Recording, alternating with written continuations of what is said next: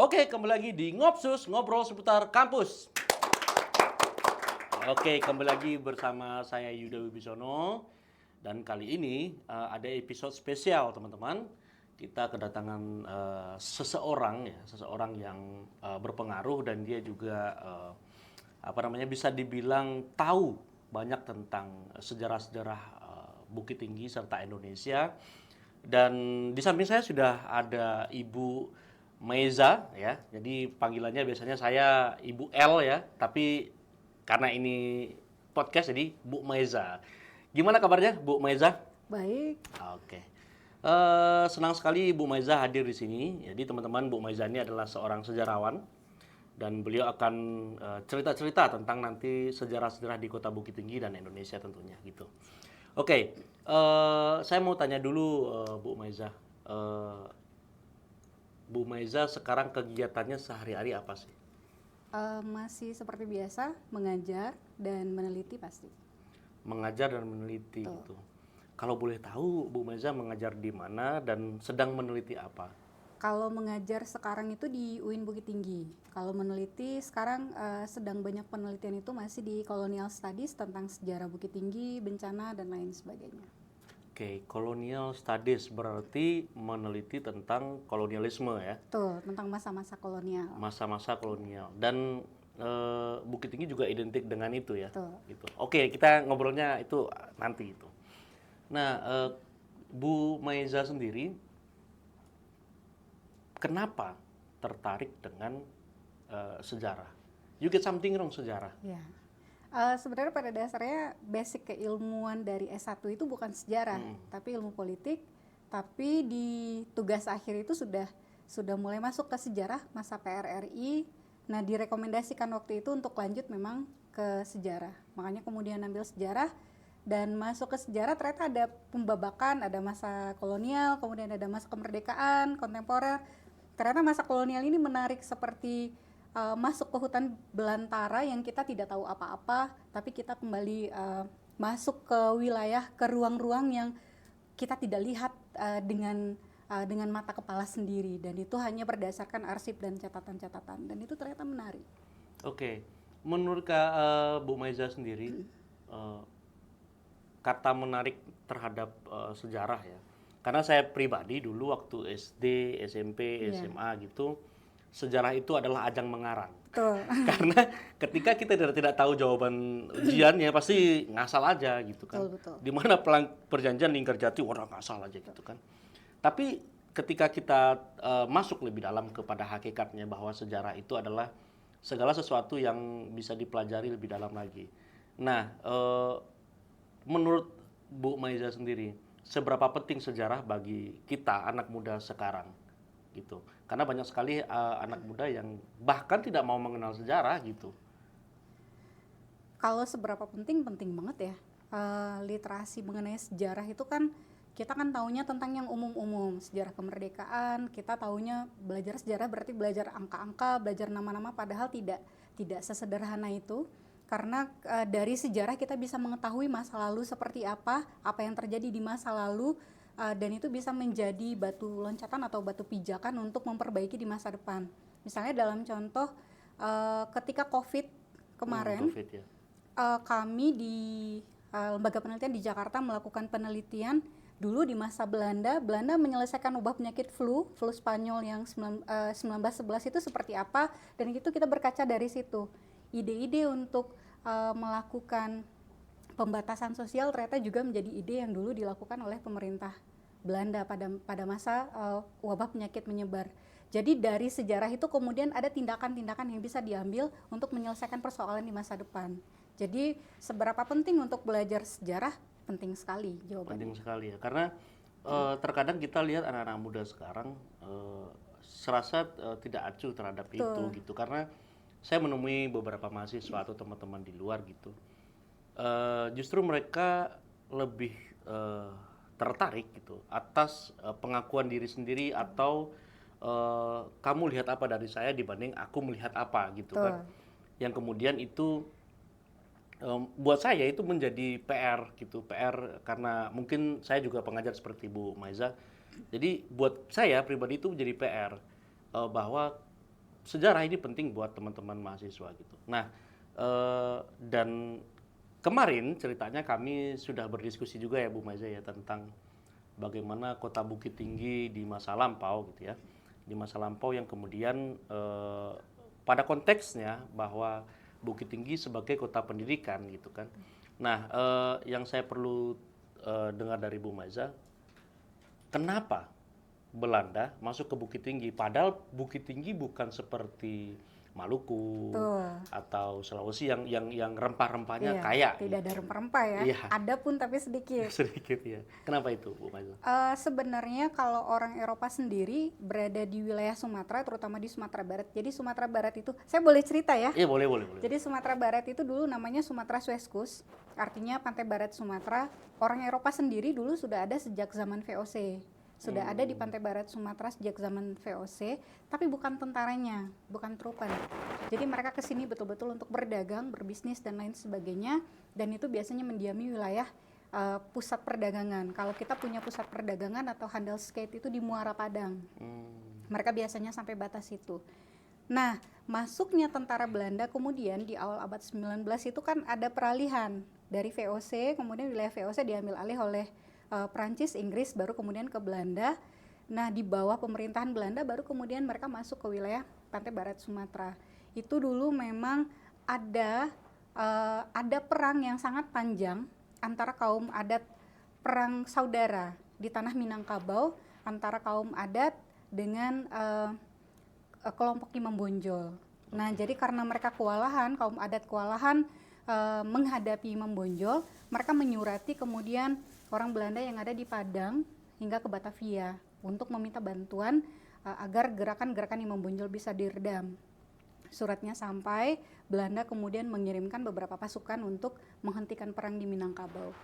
Tapi setelah beberapa lama, perang ini beralih, tidak lagi antara kaum adat dengan Belanda menghadapi Imam Bonjol, tapi ternyata Belanda melihat bahwa ternyata banyak wilayah yang bisa dieksplorasi dan dieksploitasi di Sumatera Barat. Kenapa ini kita lupakan? Nah, mumpung kita sudah datang, ya sudah, kita sekalian eksplorasi dan eksploitasi. Jadi kemudian perangnya beralih, akhirnya orang Minangkabau bersatu untuk melawan Belanda. Karena Belanda berniat tidak untuk penaklukan lagi, tapi berniatnya untuk kolonisasi. Oh, kolonisasi. Jadi makanya kemudian perangnya berlangsung dengan sangat panjang. Oke. Artinya tadi itu juga berkaitan dengan perang Padri tadi ya. Betul. Perang Padri antara Imam Bonjol dengan kaum adat gitu ya. Nah, dan ketika kita ngobrol kemarin, saya juga jalan-jalan kemarin beberapa hari yang lalu, beberapa waktu yang lalu, kami coba menyeruti hal-hal yang tertinggal dari kolonialisme gitu ya.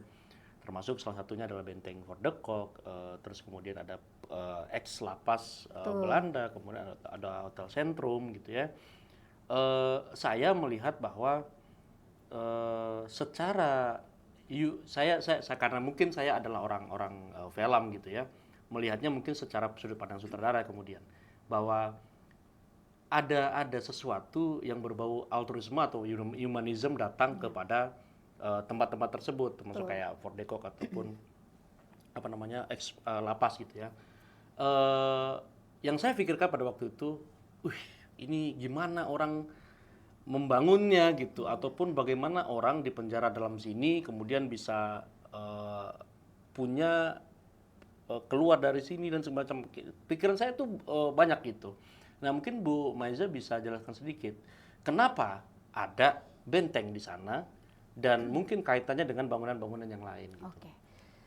Jadi benteng itu memang dibangun itu di 1825. Pembangunan benteng itu jadi Belanda baru mulai masuk itu mereka sudah melihat bahwa ini gempurannya cukup alot, perangnya dengan Padri cukup alot sehingga mereka kemudian memutuskan untuk membangun benteng di tempat yang paling strategis. Nah, tempat yang paling strategis waktu itu memang setelah mereka melakukan observasi itu di Bukit Jire. Bukit Jire itu tempat benteng Fort de Kock sekarang. Akhirnya mereka bangun benteng di situ selama beberapa tahun baru bentengnya selesai dan perang berakhir di 1835 sampai 1837 dan Bukit Tinggi kemudian menjadi pusat wilayah administratif waktu itu. Karena di situ militernya berkumpul. Nah, baru 1856 sampai 57 itu mulai dipindahkan ke wilayah Padang. banyak alasan untuk memindahkan. Yang pertama akses. Bukit Akses. Tinggi Belanda itu kan sangat di transportasi itu sangat apa? Dia sangat mementingkan jalur transportasi, dan untuk mendukung transportasi mereka itu biasanya jalur laut KPM. Nah di Bukit Tinggi kan cukup jauh dari dermaga. Nah betul. jadi makanya kemudian mereka mulai memindahkan ke Padang. Ditambah lagi banyak sekali gempa bumi, gunung meletus di sepanjang 1835 sampai 1857 tersebut. Jadi makanya kemudian mereka memindahkan pusat wilayah administratifnya ke Padang. Apa yang terjadi dengan Bukit Tinggi setelah itu? Bukit Tinggi kemudian dijadikan tempat untuk pelesiran atau vakansi. Oh, vakansi. Ya, jadi mereka yang capek bekerja di Padang kemudian main-main ke Bukit Tinggi untuk beristirahat. Jadi makanya kemudian dibangunlah, orang Belanda itu punya kebiasaan membangun pemukiman penduduk atau perumahan itu mirip-mirip dengan apa yang mereka bangun di kampung mereka di Belanda sana. Jadi misalnya seperti bangun kanal, bangun rumah-rumah yang mirip, tata ruangnya itu mereka bikin semirip mungkin. Jadi Agar nyaman barangkali agar gitu nyaman, ya. betul. Jadi makanya kemudian Bukit Tinggi dijadikan tempat tujuan untuk beristirahat. Nah di akhir abad 19 itu kemudian kan ada pembukaan Ombilin. Oh, ini Tambang batu tambang bara. batubara. Jadi itu ada proyek 3 serangkai namanya. Kalau tambangnya dibuka, harus ada jalur transportasi. Oke, betul. Dan batu bara itu akan dibawa dengan kapal. Jadi jalur transportasinya kemudian diputuskan kereta api, dan kemudian akan dibangun Teluk Bayur atau Eemhaven waktu itu. Jadi itu namanya proyek 3 serangkai. Nah, ketika jalur kereta api selesai dibuat, orang Belanda mulai melihat bahwa ada potensi pemasukan yang cukup besar, yaitu kereta api wisata. Kereta api wisata. Makanya kemudian mereka membangun jalur kereta api dari Padang Dari Panjang ke Padang Bukit Tinggi. Oke. Nah, itu satu paket trip untuk kereta api itu dulu dihargai 2,75 gulden untuk satu orang. Kalau dirupiahkan berapa tuh kira-kira? Banyak, kalau dianalogikan itu kira-kira sebesar 3 bulan gaji kuli kontrak di perkebunan. Oh, oke. Besar ternyata. Itu untuk satu trip perjalanan. Satu trip perjalanan. Nah, untuk mendukung trip itu kemudian sasarannya adalah Bukit Tinggi, karena itu tempat pelesiran. Dibangunlah hotel, makanya ada hotel Sentrum, kemudian dibangun taman bunga yang kebun binatang sekarang. Oh, jadi dulunya banyak taman bunga taman dulu bunga. ya? Jadi dulunya taman bunga. Jadi dibangun tempat-tempat wisata, tempat-tempat mereka bisa beristirahat, minum teh di sore hari dan lain sebagainya. Menarik karena memang saya sendiri, Bu Maza, cukup dekat dengan Netherlands lah kita sebut gitu kan, karena memang dari kecil memang saya senang sekali itu mendengar musik-musik yang berbau begitu gitu kan. Nah, cuman dan saya juga sering baca-baca buku misalnya kayak Saija atau Deus Dekker atau hal yang berbau itu gitu. Nah, terkadang kita lihat bahwa ketika saya sampai di Bukit Tinggi gitu, kami jalan-jalan gitu, saya tertarik dengan Benteng Voor de Kolk sebenarnya. Karena dia dibangun di masa Hendrik Marcus de Kolk ya, Hendrik Marcus de Kolk. Dan dia merupakan wakil gubernur waktu itu.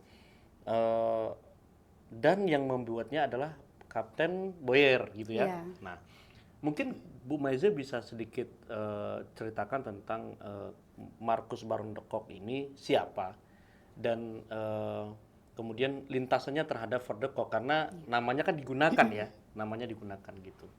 Jadi memang pembangunan Voor de Kolk itu adalah pembangunan awal-awal ketika Hindia Belanda ini jatuh ke Belanda. Jadi kan ketika VOC jatuh, kemudian perang di Eropa sana membuat orang Belanda kalah, akhirnya kan wilayah-wilayah yang sebelumnya koloninya Belanda itu kan diambil alih oleh Inggris dan kemudian Prancis. Makanya kita pernah gubernur jenderalnya pernah Raffles kemudian pernah Daendels yang dari Prancis. Nah, setelah peralihan kekuasaan baru kemudian jatuh ke orang Belanda. Dan de Kolk ini adalah generasi awal ketika Hindia Belanda ini kembali ke tangan Belanda. Dan dia adalah wakil gubernur jenderal dan juga komandan dari angkatan laut kerajaan Belanda waktu itu. Oh, justru angkatan laut ya? Angkatan laut. Dan meninggal kemudian dimakamkan di Den Haag gitu ya. Oke. Kemudian disematkan nama Benteng Voor de Kolk. Ya, Jadi memang kebiasaan orang Belanda dulu menyematkan tokoh-tokoh mereka untuk bangunan-bangunan, misalnya seperti Benteng Fort Van der Capellen, Van atau der misalnya Capellen di ya di Batu Batu Sangkar, ya. Sangkar. Kita di sini ada Fort de Kock. Jadi memang kita punya kebiasaan untuk melekatkan nama-nama tokoh. Orang Belanda punya kebiasaan melekatkan nama-nama tokoh untuk bangunan-bangunan penting mereka sebagai sebuah bentuk penghormatan. Misalnya seperti pelabuhan dikasih nama Emma Haven, pelabuhannya Ratu Emma, misalnya seperti itu. Dan menurut Bu Maiza sendiri, seberapa pengaruh sih Benteng Fort de Kock ini di masa sekarang untuk warga Bukit Tinggi sendiri?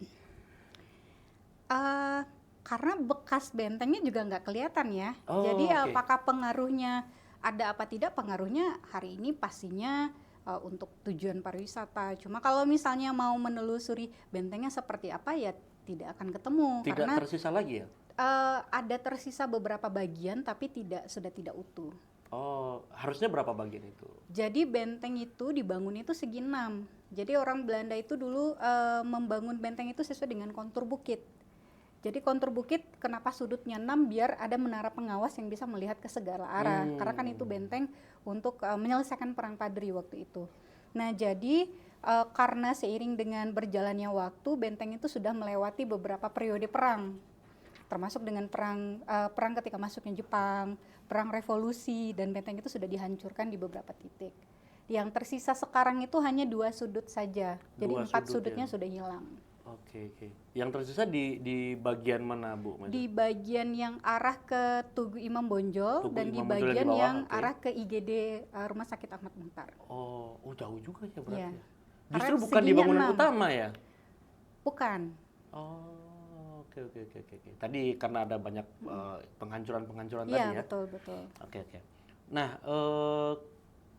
dan selain Fort de Kock, kira-kira ada nggak yang dibangun Belanda lagi di Bukit Tinggi mungkin sekitar itu? Banyak ya, karena selain membangun pemukiman untuk tempat peristirahatan, Belanda kan juga membangun seperti fasilitas pendidikan. Oh iya.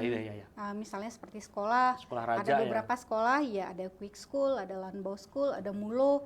Itu sebenarnya kan sekolah itu dibangun kalau kita kan yang kita ketahui ada imbas dari politik etis, kemudian Belanda melakukan balas budi membangun sekolah. Sebenarnya tidak sesimpel itu, karena sekolah dibangun sebenarnya Belanda membutuhkan tenaga kerja dari orang pribumi, karena saking tidak banyaknya orang Eropa di sini. Jadi makanya kemudian sekolah dibuat, dan Bukit Tinggi termasuk salah satu tempat pusat pendidikan, pusat sekolah yang dibuat oleh orang Belanda mulai dari setingkat SMP dan SMA. Oke, berarti tadi ada sekolah raja, ada sekolah pertanian ya, Landbau ya. Kemudian ada sekolah satu lagi, Mulo. Setingkat SMP. Kalau sekarang berarti kalau sekolah raja itu di SMA 2 ya. Yeah. Kalau SMA pertanian di SMA 1. SMA 1 Landbau. Kalau Mulo? Yang SMP 4 di atas Ngarai. SMP 4. Oh, oke. Yang ya. Mulo itu seperti memang setingkat SMP ya? SMP. Selain itu juga ada yang di daerah Panorama juga, PSM. VSM itu juga dibangun sejak masa Belanda. Berarti VSM ya? dulu. SMP ya, VSM itu sejak dibangun Belanda.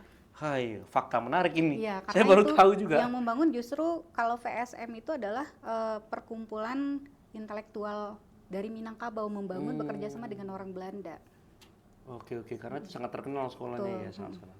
Oke, sebelum kita masuk ke selanjutnya, Bu Maiza, kita perlu ini sudah tersedia kopi, teman-teman. Ini kopi dari Tepi Cafe. Tepi Cafe itu sebuah kafe di Universitas Fort de Kock, ada di bawah. Dan ketika kita baru masuk tuh sebelah kiri langsung tuh ada Tepi Cafe. Kenapa dinamakan Tepi Cafe? Karena di tepi bukit taruhnya. Oke, silakan. Terima kasih. Kita minum dulu. Jadi memang ngopsus ini kan namanya ngopsus, ngobrol seputar kampus. Nah, kan harus ada ngopi sebenarnya. Iya. Ngopi di kampus. Oke. Kita ada games, Bu Maiza. Jadi games sejarah benar atau mitos gitu ya. Saya akan membacakan pertanyaannya, kemudian Bu Maiza bisa menjawab ini benar atau tidak gitu ya. Kita coba dulu. benarkah Benteng Verdokok ini menjadi markas Belanda dalam Perang Padri? Benar atau mitos? Benar. Oke, seperti itu kira-kira mainnya ya. Oke, kita ulang lagi. Oke. Benteng Verdokok awalnya bernama Street Charles. Benar atau mitos? Betul. Betul. Eh, kenapa bisa berubah jadi Verdokok? Baik, jadi sebelum dia diberi nama, orang Belanda tidak tahu mau ngasih nama apa, tapi melihat jadi di Eropa itu waktu itu ada tempat lilin, tempat lilin itu seginya 6. Oh, oke. Nah, namanya kemudian dilekatkan ke nama benteng itu sementara sampai nama yang resmi keluar. Oh gitu. Itu untuk sementara Betul. gitu ya. Oke. Kita coba lagi ya. Apakah benar Benteng Verdokok terhubung dengan benteng lain melalui terowongan bawah tanah? Benar atau mitos? Mitos. Mitos. Berarti nggak ada itu ya. Nggak ada itu. Karena juga sering beredar tuh di masyarakat kan ini Nggak. ada terowongan menuju ini gitu kan. Yang ada itu lubang Jepang. Lubang Jepang. Itu masa yang berbeda ya. Iya. Oke. Apakah benar Bukit Tinggi itu pernah jadi ibu kota Indonesia? Betul. Betul. Oke. Itu di masa PDRI. PDRI ya. Oke. Apakah Jam Gadang dan Benteng Verdokok dibangun oleh arsitek yang sama? Mitos. Mitos, Karena ya. jaraknya jauh sekali. Oh, jaraknya jauh ya? Tahunnya jauh sekali. Beda 1 abad. Oh, 100 tahun ya? Iya. Udah nggak ada orangnya ya? Iya. Udah nggak ada. Oke, apakah di Benteng Verdokok itu masih tersedia meriam asli? Ada meriam, tapi tidak bisa dipastikan itu prototipe atau betul-betul meriam asli. Tentunya harus ada diuji karbon dulu dan lain sebagainya. Apakah itu betul-betul meriam yang digunakan di masa itu atau tidak? Tapi ada meriamnya beberapa buah. Oke, memang kemarin kami ke situ juga ada beberapa Iya. meriam banyak itu. Tapi ya memang sulit diangkat sepertinya, karena menjadi batu ya. Betul. Oke, ini sudah terjawab. Ada pertanyaan terakhir nih. Apakah nama Verdokok berasal dari seorang jenderal? Sudah dijawab tadi ya. Ya. Oke, apakah Benteng Verdokok ini sempat dikuasai oleh Jepang selama Perang Dunia Kedua? Sempat. Dan sempat dihancurkan juga. Jadi Oh, Bukit oke. Tinggi pernah menjadi markas pasukan ke-23 Kempetai waktu itu. Sebentar apa? Markas Pasukan ke-23 Kempetai Jepang. Kempetai. Kempetai ya. Oke. Jadi sebelumnya pasukan ini basisnya di Singapura, tapi kemudian si jenderalnya memindahkan ke Bukit Tinggi. Sebenarnya ini tindakan yang sangat impulsif dan tidak masuk akal karena ini bunuh diri. Itu killing ground. Bukit Tinggi menjadi pusat wilayah pusat pasukan itu killing ground bagi Jepang sebenarnya, tapi kita tidak paham tujuannya apa dan lain sebagainya karena kan kekuatan Jepang kan armadanya laut. Iya, benar. Sementara tidak ada sungai yang besar untuk armadanya lewat. Dan makanya mereka membangun benteng pertahanan, lubang pertahanan bunker, lubang Jepang yang tidak pernah digunakan sama sekali. Oh, justru tidak pernah digunakan? Tidak ya? pernah digunakan. Oh, oke, Karena oke. mereka keburu kalah perang. Oke.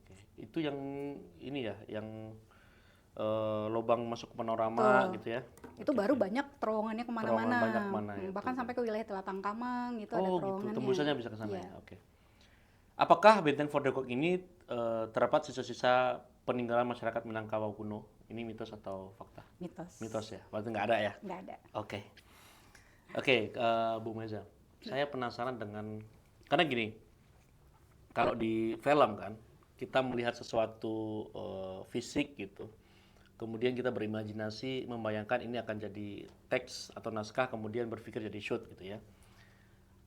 Ketika kami kemarin riset di Verdokok, di penjara expert lapas, kemudian di sentrum, yang terpikir oleh saya adalah saya mengingat sebuah film judulnya Sugija. Iya. Itu dari Garin Nugroho gitu Betul, kan, Sugija. Kemudian Aku Jatuh Cinta ataupun sempat beberapa film lagi kayak Ahmad Dahlan dan sebagainya.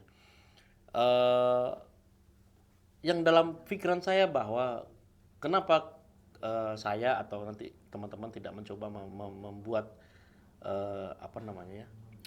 film semacam itu karena Bukit Tinggi sangat melekat terhadap sejarah Belanda dan saya percaya itu. Nah, yang kemudian dikaitkan dengan pendidikan, di sini ada banyak tokoh-tokoh yang kemudian timbul di pendidikan juga. Hatta, siapa lagi? Syahrir ya. Malaka. Yamin juga termasuk kayaknya. Nah, itu kan adalah cerminan dari pola pikir orang Bukit Tinggi di masa lampau gitu. Betul. Yang kemudian bisa mewakili kota Bukit Tinggi ke kancah nasional ataupun internasional. Nah, Yang akan saya tanyakan ke Bu Maiza sebagai bahan riset juga nanti, menurut Bu Maiza sendiri lebih kejaman mana? Karena rentangnya panjang nih. Ada yang bilang, walaupun saya jujur nih, saya percaya tidak percaya bahwa Belanda menguasai 3,5 abad. Ya. Karena ada salah satu buku yang saya baca, no, Belanda tidak pernah menjajah Indonesia, tapi menguasai beberapa daerah yang ada di Indonesia, itu betul. Gitu. Dan Jepang hanya 3,5 tahun, sama-sama 3,5 gitu. Menurut Bu Maiza sendiri, yang mana yang lebih kejam nih? Untuk masyarakat Kota Bukit Tinggi. Untuk masyarakat Kota Bukit Tinggi. Kalau yang lebih kejam, kita tidak bisa, kalau yang Belanda kita tidak bisa menolak bahwa selain mereka melakukan eksploitasi tertentu, tapi mereka juga membangun. Ini tidak bisa kita lupakan fakta yang seperti itu. Dan Jepang datang ke wilayah Bukit Tinggi, bahkan orang Bukit Tinggi sendiri tidak tahu kalau ada lubang yang sedang dibangun. Oke. Karena tenaga kerja Romusa itu bukan dari Bukit Tinggi. Itu dari orang Jawa, Ambon, Manado dan sekitarnya. Jadi mereka bawa tenaga kerja itu. Jadi kalau mana yang lebih kejam, kalau jawabannya secara politis sebenarnya dua-duanya membuat rugi, tapi juga membawa keuntungan. Ada untungnya, ada ruginya dua-duanya. Tapi kalau mana yang lebih kejam, yang namanya kolonialisme, penaklukan, pendudukan, sama-sama pasti ada korbannya. Jadi pasti kita bisa bilang bahwa Sama-sama pasti sama-sama kejam. Cuma kita kan harus melihat lagi bahwa situasinya, karena kita melihat dari kacamata di masa damai. Jadi kita melihat bahwa ada hal-hal yang ini kejam ya. Sementara ketika di masa itu hal seperti itu biasa atau lumrah terjadi. Oke. Dan dari banyaknya peninggalan di Belanda di Bukit Tinggi, apalagi Bu Maiza selain Hotel Sentrum atau Pengis Lapas ataupun Benteng itu apalagi kira-kira? Kebun binatang. Kebun binatang, tadi taman bunga tadi ya? Iya, taman bunga. Jadi dia taman bunga, kemudian didatangkan ahli, mereka membudidayakan anggrek dan lain sebagainya, tumbuhan-tumbuhan endemik di Asia Tenggara waktu itu dikembangkan di situ, sampai kemudian burung-burung, taman bunganya dibuatlah kandang-kandang burung, dan pada akhirnya kemudian berkembang binatang-binatang. Oke. Dan museum juga. Jadi memang Bukit Tinggi atau kebun binatang taman bunga itu dulu jadi tempat, kalau misalnya ada yang pernah main ke Museum Nasional itu ada patung Amogapasa. Arca Amogapasa yang tinggi itu dulu ketika ketemu sama Elsie Weston yang di Dharmasraya itu dibawanya ke Bukit Tinggi dulu, 3 bulan ditaruh di Bukit Tinggi di kebun binatang, baru kemudian dibawa ke Batavia. Oke.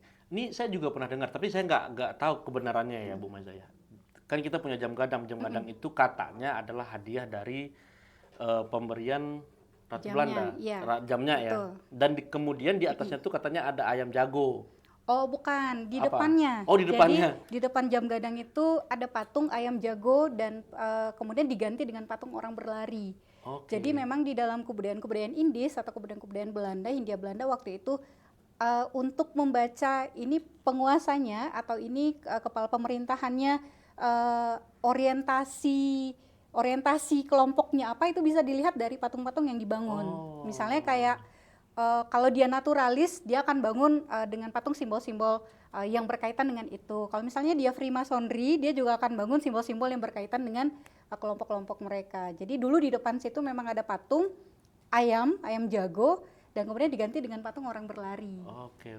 Dan itu ada simbolnya tertentu. Ada simbolnya ya, karena berarti itu fakta ya? Fakta. Karena saya pernah baca di beberapa buku gitu, memang ada gitu. Itu di foto juga kita masih bisa lihat. Oh iya. Ada foto yang tahunnya berbeda, itu masih ada kelihatan patung yang orang berlari, masih bisa kita lihat. Oke. Berarti itu ini ya. Apakah tadi kita kembali ke Fort de Kock ya? Apakah Hendrik Marcus de Kock ini gitu ya, itu dia punya, karena kan Hendrik Marcus de Kock ini riwayatnya panjang ya, dia sampai ke Parang di Ponorogo juga kalau nggak salah kan. Sempat ada satu lukisan yang memang sangat ikonik ya, menurut saya ikonik ya, karena Hendrik waktu itu melancarkan siasat untuk nangkap si Diponegoro kan. Dan akhirnya tertangkap gitu. Itu siasat benar-benar licik lah gitu menurut saya. Nah, apakah kira-kira ada sih nggak sih Bu Maiza data-data tentang Hendrik Marcus de Kock ini yang mungkin tersusun lah? Kalau apakah data tentang dia saja itu rasanya kita harus bikin inventarisasi sendiri. Tapi yang jelas kalau orang Belanda kan dia punya data militernya sendiri, dan itu biasa tersusun dengan sangat rapi, kronologis sekali. Jadi misalnya tahun sekian sampai sekian dia dikirim kemana, dia jadi komandan perang di mana, apa strateginya, itu biasanya sangat sangat lengkap. Pasti ada itu. Pasti ada. Pasti ada. Itu biasanya kalau dinasnya militaridienst. Militaridienst. Jadi dinas kemiliteran itu biasanya ada laporan yang cukup lengkap. Karena operasi-operasi militer sebelumnya itu biasanya digunakan lagi untuk operasi militer yang lain. Nah, kalau di saya Bu Maiza, kadang waktu masih kecil-kecil gitu, ada orang bule lewat di Bukit Tinggi. Wah, itu orang Londo. Iya. Karena identik Belanda, orang Londo gitu kan. Saking identiknya gitu. Nah, dan beberapa teman saya waktu kecil itu juga ada campuran biasanya. Antara ada Indonesianya, ada Minangnya, ada Belandanya. Apakah perkawinan di masa lampau ada perkawinan silang gitu? Banyak nggak, Bu Maiza? Banyak yang tidak tercatat. Banyak yang tidak tercatat. Ya, jadi dulu orang Belanda kemudian untuk mengatasi saking banyaknya perkawinan campuran yang tidak tercatat, di tahun 28 dia mengeluarkan undang-undang kawin bercatat namanya. Kawin bercatat. Dan orang Belanda hanya boleh dengan orang Belanda saja, tidak boleh menikahi orang pribumi, tidak. Jadi makanya kemudian budaya nyai itu semakin kuat. Oh iya, nyai ya. Nah, betul. Jadi dari situ kemudian anak-anak Indo-Eropa itu lahir, dan ketika Belanda kalah perang dan harus balik ke Belanda, anak-anak Indo-Eropa banyak yang tidak bisa dibawa dan akhirnya tinggal di sini. Karena itu tadi ya, karena tidak diperbolehkan. Betul, tadi. Karena tidak ada status yang jelas. Betul. Itu banyak sekarang.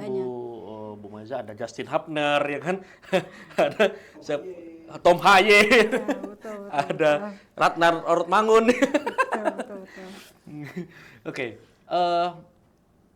Hari ini kita melihat bahwa Bukit Tinggi, saya aja ya mungkin yang jarang pulang gitu, sekali-sekali pulang merasa bahwa Bukit Tinggi tidak seperti dulu lagi. Sudah banyak kemajuan yang ada, sudah banyak perubahan yang ada, termasuk generasi muda di dalamnya gitu.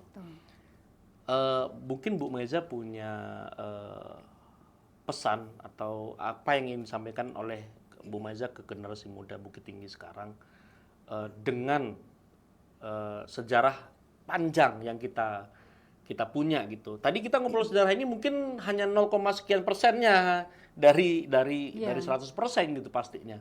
Tapi yang terpenting adalah apa yang ingin Bu Maiza sampaikan kepada teman-teman anak muda sekarang untuk mengingat sejarah kita yang panjang. Bukit Tinggi pernah menjadi basis literasi yang sangat kuat di masa Belanda, dan itu tidak tertutup kemungkinan bisa kita bangun kembali dan munculkan kembali. Jadi sudah saatnya anak-anak muda Bukit Tinggi hari ini kembali pada dunia literasi, kembali membaca sejarah-sejarah dan riwayat di masa lalu seperti apa, agar harga diri dan marwah Bukit Tinggi sebagai kota edukasi dan kemudian kota literasi itu kembali muncul. Oke. Dan just info Bu Maiza, jadi kami dari pihak Universitas For The Cook juga sedang membuat sebuah film dokumenter tentang Belanda, kemudian tentang Hendrik Marcus de Kock, dan yang kemudian ini lintasannya panjang gitu ya. Makanya kami menghubungi Bu Maiza juga, menjadikan narasumber dan segala macam itu kan untuk memfasilitasi atau untuk metode kita sampai ke pada final itu gitu. Nah, yang ingin saya tanyakan adalah gimana pandangan Bu Maiza sendiri terhadap proses kami, bahwa For The Cook sedang mencoba menjajaki sejarah yang panjang ini gitu. Betul. Ini film dokumenter pertama berarti. Pertama. Tentang sejarah Kota Bukit Tinggi. Oke. Yang lintasannya sangat panjang, mulai dari masuknya Belanda sampai zaman kontemporer. Ini berarti film dokumenter yang pertama yang memuat lintasan yang cukup panjang seperti itu. Iya, karena memang kami dalam rangkaiannya, dalam prosesnya memang inginnya kami memang itu tersampaikan dengan baik gitu ya, tersampaikan dengan baik dan akurat gitulah.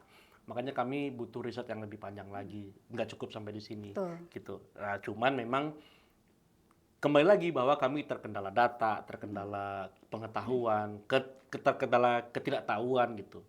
Dan untung saja ini Bu Maiza datang memberi kami pencerahan dan pengetahuan yang menurut saya ini banyak belajar gitu Bu Maiza. Dan kira-kira Bu Maiza punya rekomendasi apa? Baca apa atau menonton apa, harus menonton apa untuk kami dan generasi muda di luar sana? Untuk mengetahui Belanda di Bukit Tinggi ya. Karena memang masih belum terlalu banyak ya yang betul-betul melakukan riset yang sangat mendalam tentang Belandanya di Kota Bukit Tinggi, memang masih belum terlalu banyak. Paling hanya kita kalau misalnya mau melihat atau membaca situasi, barangkali bisa membaca novel-novel sezaman yang dibuat pada masa kolonial yang situasinya menggambarkan Kota Bukit Tinggi untuk melihat tata ruangnya, kemudian dinamika sosialnya seperti apa. Dan kemudian juga ada beberapa film-film di masa lalu seperti film Usmar Ismail yang mengambil latar Kota Bukit Tinggi. Nah, itu barangkali bisa untuk menjadi tambahan wawasan.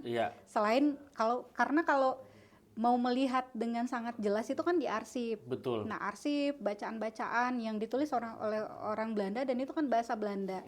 Kita kan punya keterbatasan untuk membacanya.